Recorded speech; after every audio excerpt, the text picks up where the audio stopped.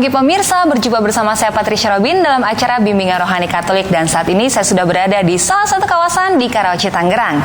Kita memasuki bulan November, sebuah bulan yang penuh dengan campur aduk emosi, karena di bulan ini kita akan memperingati para arwah yang telah kembali ke rumah Bapa. Hal ini menjadi salah satu pengingat kita bahwa suatu hari nanti kita akan berkumpul dengan mereka di sisinya. Dan hari ini kita akan membahas lebih dalam mengenai bersukacita di hadapan misteri Allah. Dan untuk membahas lebih dalam lagi terkait bersukacita di hadapan misteri Allah, kita sudah bersama dengan Romo John Laba SDB dan juga Michael, salah satu umat Katolik. Halo, selamat pagi Romo, selamat pagi Mike. Selamat pagi. Gimana kabarnya hari ini? Baik. Kabar baik. Baik, luar biasa pasti ya Romo ya. Oke.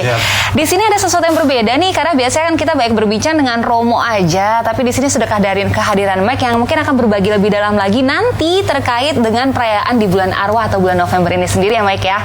Kita ngobrol-ngobrol singkat dulu dengan Romo dulu ya Mike ya. Baik. Oke, Romo, pertanyaan yang paling utama dan paling menjadi pertanyaan besar nih buat Patricia sendiri pastinya terkait misteri kehidupan dan kematian. Sebenarnya apa sih Romo menurut ajaran Gereja Katolik? Silahkan Romo. Iya, kita semua berada dalam sebuah misteri kehidupan dan juga kematian. Dan kalau kita coba melihat pertama-tama dari kata misteri itu sendiri, kita sudah bisa menangkap ide bahwa segala sesuatu yang mungkin secara pribadi juga kita tidak bisa memahaminya.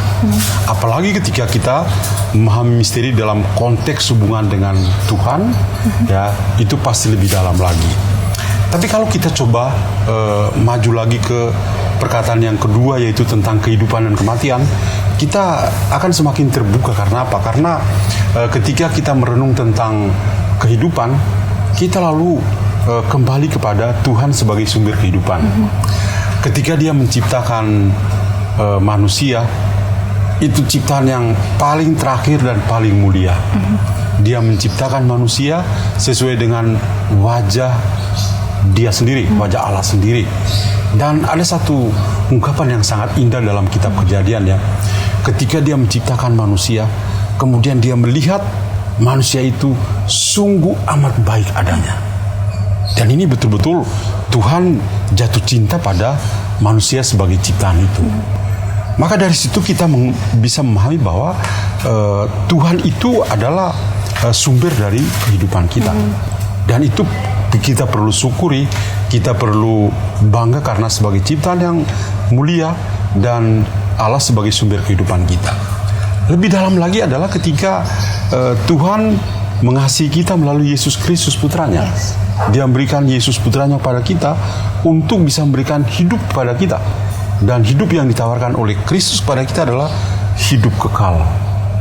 Hidup kekal yang semua orang pasti menghendaki seperti itu.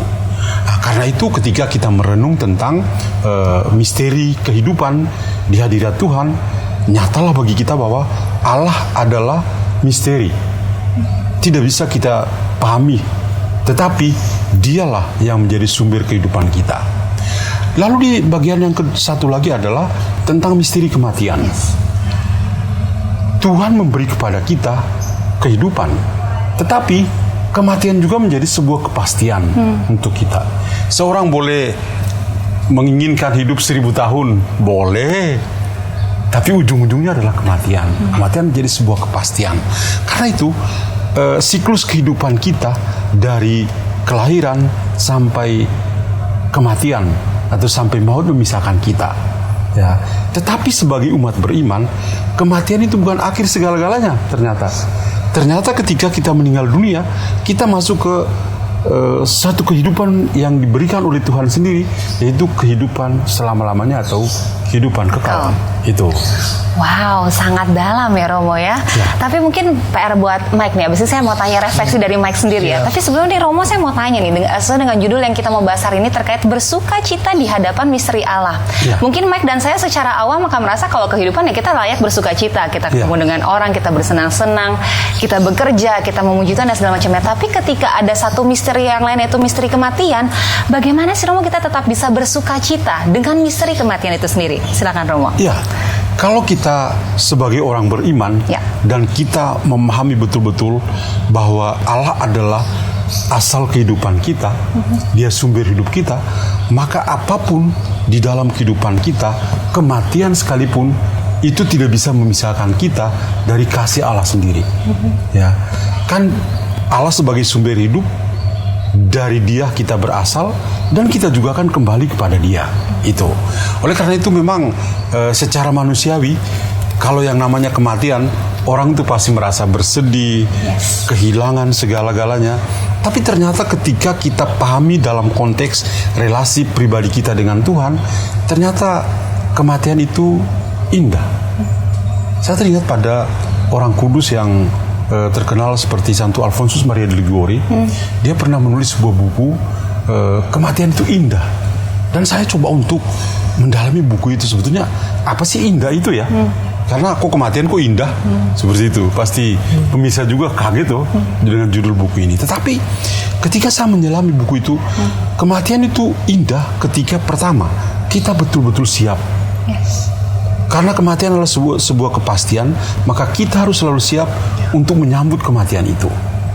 Lalu yang kedua, selain kita siap, kita juga kembali kepada Tuhan sebagai akar dan awal mula kehidupan kita. Karena itu, kalau Yesus dalam Injil mengatakan, jangan gelisah hatimu, jangan khawatir. Ya, itu betul-betul membuat kita melihat justru kematian itu indah. Karena yang ada pada kita nanti adalah pertama, melihat Allah dengan mata kita sendiri. Dan yang kedua adalah kebahagiaan yang kita alami adalah kebahagiaan yang kekal, bukan yang sementara. Itu. Maka orang kudus lain yang saya pingin mengutipnya adalah Santo Fransiskus dari Assisi. Kematian itu adalah saudara maut. Ya, benar-benar. Kalau sebagai orang beriman ya, kita akan merasa, ternyata indahnya kematian itu. Oke. Mike, bagaimana Mike setelah mendengarkan penjelasan dari Romo, kira-kira sudah bisa menemukan sukacita kah dalam misteri kehidupan dan atau kematian? Gimana Mike? Iya, menurut saya ya bisa, dan kita juga harus mengingat orang yang udah meninggal yang buat change untuk dunia. Seperti paman saya, dia waktu COVID tolong banyak orang untuk dapat vaksin COVID, dan tapi terus terang dia tidak ada waktu untuk menyelamatkan diri dan dia meninggal kena COVID. Tapi dia tolong banyak orang, 100-an orang di Jakarta. So, untuk Katolik, kita ada misa untuk remembrance bahwa orang yang sudah meninggal dan menghormati spirit dan memori mereka. Oke. Mungkin terkait bagaimana kita yang masih hidup dan masih berkelana di dunia ini juga menghormati orang yang telah meninggal ya Mike ya. Salah satu mungkin dari Mike dan keluarga secara rutin melaksanakan misa-misa peringatan seperti itu ya. Nah, Romo ini menarik nih karena kita akan membahas sejarah sekarang Romo. Tadi sudah tentang misteri kehidupan kematian secara general, sekarang sejarah kenapa di bulan November diperingati sebagai bulan arwah di tradisi Katolik. Silakan Romo. Sebagai seorang pastor, ketika merayakan perayaan seperti itu selalu ada satu kalimat yang indah. Kalau merayakan misa arwah, itu ada kalimat begini: karena tugas perutusannya di dunia ini sudah dianggap cukup oleh Tuhan. Dan itu satu keindahan dari kematian itu. Nah, kok kenapa kita merayakan perayaan ini pada tanggal 2 November? Di dalam sejarah gereja itu sejak seorang bernama Odilo, itu seorang kepala biara Benediktin di Cluny di Prancis. Dia itu meminta kepada anggota biarawannya, ayo mari kita doakan dong orang-orang yang sudah meninggal. Mereka kan kita sudah kenal, mereka adalah keluarga kita, patut untuk kita doakan mereka. Jadi mulanya itu dia mengajak para anggota biara untuk berdoa. Tapi lama-kelamaan itu menjadi sebuah kebiasaan, habitus yang sangat indah, di mana semua anggota biara itu selalu mengenang dan mendoakan orang-orang yang sudah meninggal dunia. Maka ditetapkanlah tanggal yang kita rayakan sampai sekarang dalam gereja, yaitu setiap tanggal 2 November. Ini juga berhubungan dengan tanggal sebelumnya, tanggal 1 November, di mana kita tanggal 1 November itu kita mengenang semua orang kudus.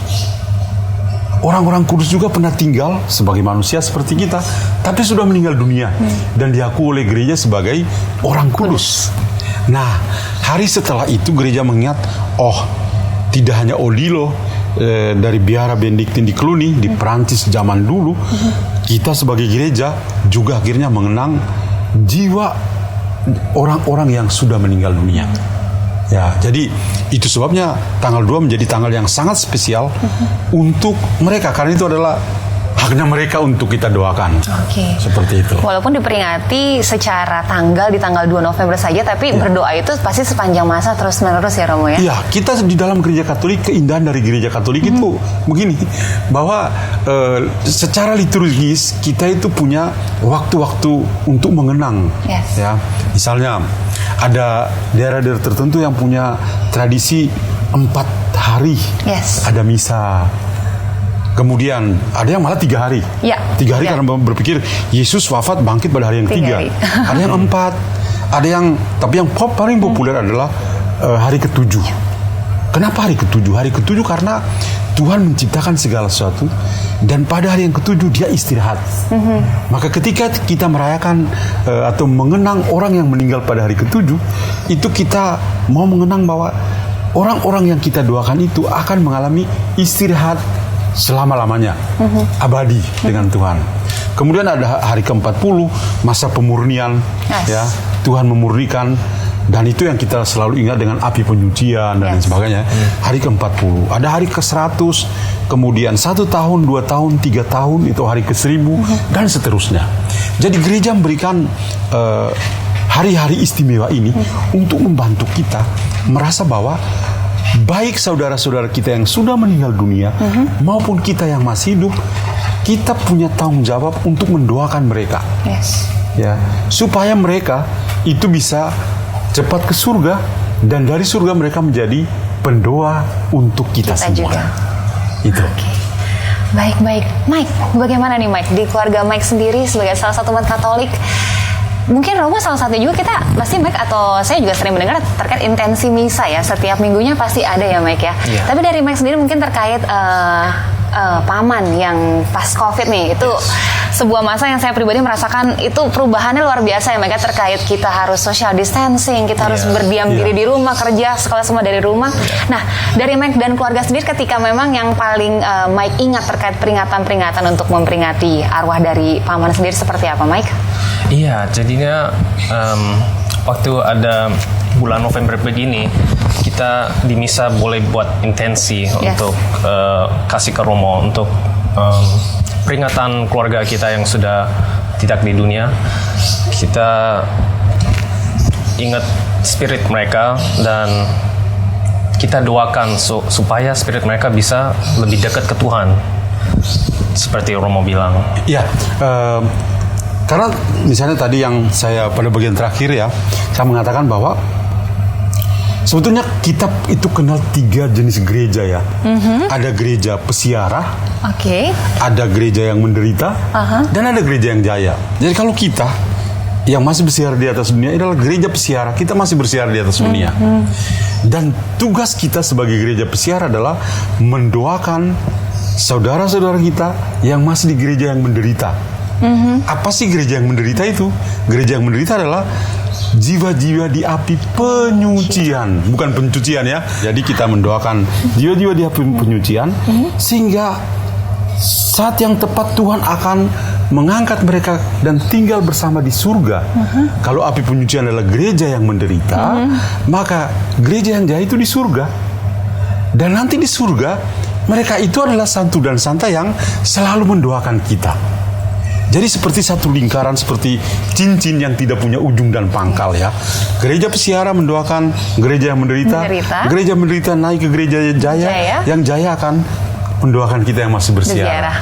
Dan itu adalah pengalaman kita. Gitu. Jadi apa yang dibagikan oleh Mike benar-benar suatu pengalaman iman yang juga sangat bagus di dalam keluarga ini. Wow, misterinya semakin terlihat nyata ya Romo ya, ternyata sangat dekat dengan kita. Nah Romo, tapi saya tertarik untuk bertanya mengenai Gimana sih Romo tetap punya harapan nih Romo? Karena Mike merasakan, mungkin saya juga merasakan ketika sanak keluarga meninggal itu luar biasa, sakit, sedih. Ketika orang mengatakan sabar, udah tenang, udah nggak sakit mungkin ya Mike kata-katanya. Cuma kita masih tetap nggak bisa terima karena pasti ada sesuatu yang hilang Romo. Fisiknya sudah tidak di sini, keadaan sudah tidak di sini. Gimana sih Romo tetap memiliki harapan yang begitu optimis ketika memang ada keluarga terutama atau orang terdekat yang meninggal? Iya, saya masih ingat ketika suatu saat di Italia ya, ikut misa di gereja, misa kematiannya. Kemudian kok semua orang pada tepuk tangan. Saya bilang, lah kalau kami bukan tepuk tangan, orang pada menangis sampai pingsan-pingsan. Iya. Ya. Lalu teman saya itu menjelaskan, kematian itu sebetulnya momen yang membahagiakan.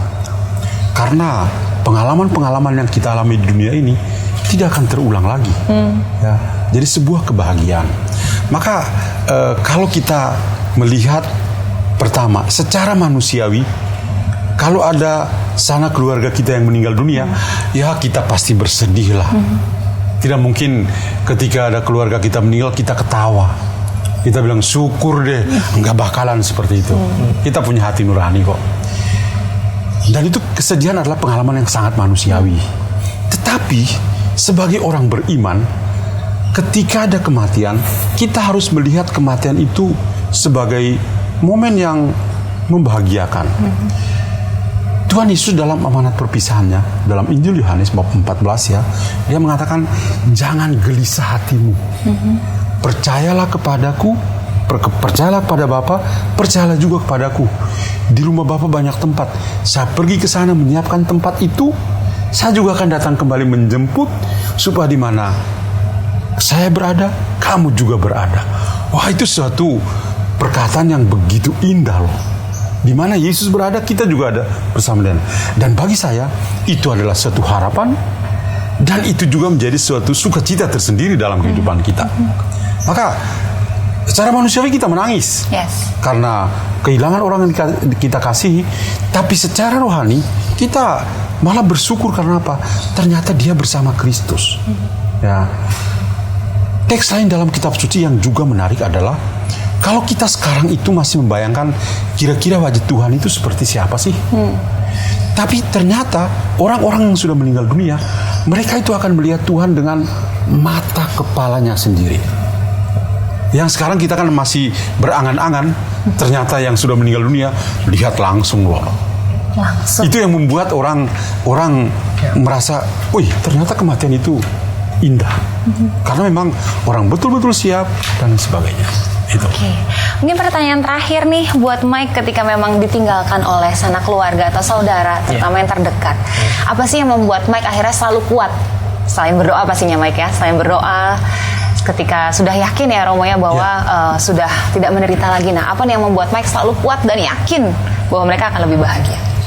Ya, saya pikir semua orang di dunia ditaruhkan di sini untuk purpose. Dan waktu mereka meninggal, mereka dipanggil Tuhan, dan semoga mereka bisa menjalankan purpose mereka di dunia untuk tolong orang, untuk buat membahagiakan orang.